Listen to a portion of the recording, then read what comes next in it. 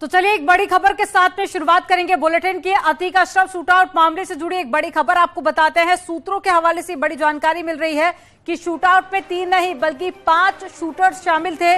Backup के लिए 2 shooter रखे गए थे और शूटआउट के बाद निकल गए थे दोनों शूटर। तो आपको बता दें कि एसआईटी ने दोनों की तलाश तेज कर दी है। शूटर्स के दोनों साथियों के सबूत भी मिले हैं। एक प्रयागराज का रहने वाला है और मददगार ने शूटर के रहने खाने का बंदोबस्त करने से लेकर अतीक अशरफ की रेकी तक की पूरी जिम्मेदारी ली गई थी और अस्पताल के बाहर रहकर ही शूटर्स को लोकेशन दे रहे थे।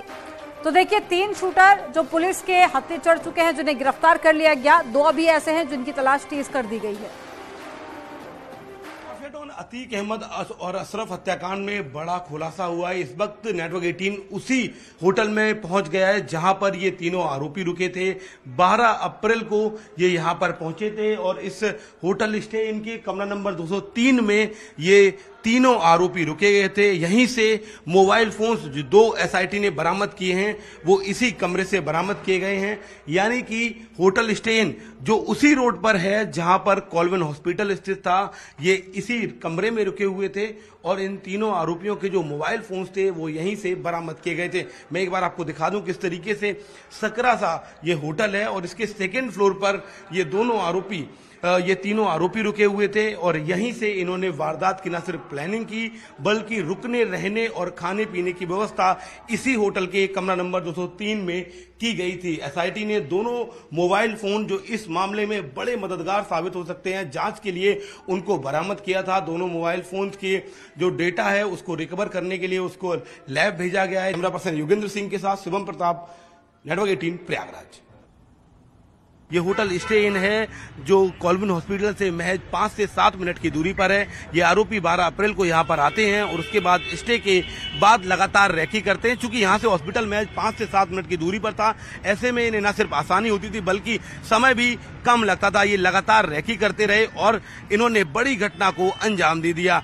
इस होटल से उनके 2 मोबाइल फोन बरामद किए गए हैं जिनका डेटा रिकवर करने का एसआईटी लगातार प्रयास कर रही है और एसआईटी की कोशिश है कि उन मोबाइल फोन से डेटा अगर निकल आए तो ये जानकारी मिल जाएगी कि आखिर किन लोगों के संपर्क में थे। 2 और इनके मददगारों के नाम सामने एसआईटी की जांच में आए हैं जिन्होंने प्रयागराज में इनको स्टे कराया, इनको सारी जानकारी दी, शेल्टर प्रोवाइड कराया। ऐसे में अब ये बड़ा खुलासा हुआ है कि ये यहीं पर जो रेलवे स्टेशन है उससे महज 5 मिनट की दूरी पर रुके हुए थे।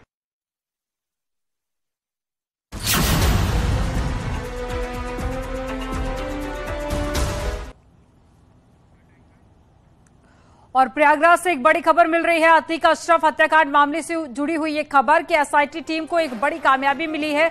2 मोबाइल फोन बरामद किए गए हैं। एक होटल से मोबाइल फोन बरामद किया गया, रेलवे स्टेशन के पास मौजूद है होटल और दोनों ही फोन में सिम कार्ड नहीं है।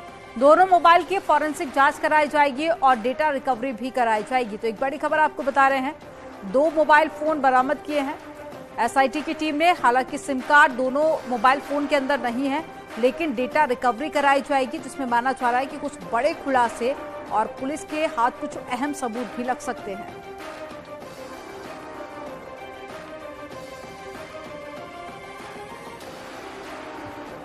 मिली है जो 3 हत्या आरोपी हैं, इनसे पूछताछ के बाद उनकी निशानदेही पर प्रयागराज के एक होटल से 2 मोबाइल फोन बरामद किए गए हैं। उन मोबाइल फोन्स का डेटा रिकवर करने के लिए उनको लैब भेजा गया। हालांकि एसआईटी को लगता है कि इन तीनों आरोपियों ने जिस मोबाइल का इस्तेमाल किया उसके जरिए वो उस आदमी तक पहुंच सकते हैं जो इस हत्याकांड के पीछे था। हालांकि इन 3 युवकों ने अब तक पूछताछ में एक बार भी ये नहीं बताया कि आखिर किन के कहने पर और किस मोटिव के साथ उन्होंने अतीक और अशरफ की हत्या की थी। लेकिन अब मोबाइल का बरामद होना और उसमें सिम ना होना एसआईटी के लिए एक बड़ी कामयाबी है। हालांकि मोबाइल लैब भेजा गया है जहां पर उसका डेटा रिकवर होगा और उस डेटा के जरिए एसआईटी को लगता है कि वो उन तक पहुंच सकती है जो लोग लगातार इन तीनों आरोपियों को ऑपरेट कर रहे थे, इनको समझा रहे थे, इनकी रैकी में हेल्प कर रहे थे। ऐसे में फिलहाल एसआईटी के लिए एक बड़ी राहत है। हालांकि अभी तक ये तीनों आरोपी लगातार गोलमोल जवाब दे रहे हैं और इनके बयानों में विरोधाभास है। कैमरा पर्सन योगेंद्र के साथ शिवम प्रताप, नेटवर्क 18 प्रयागराज।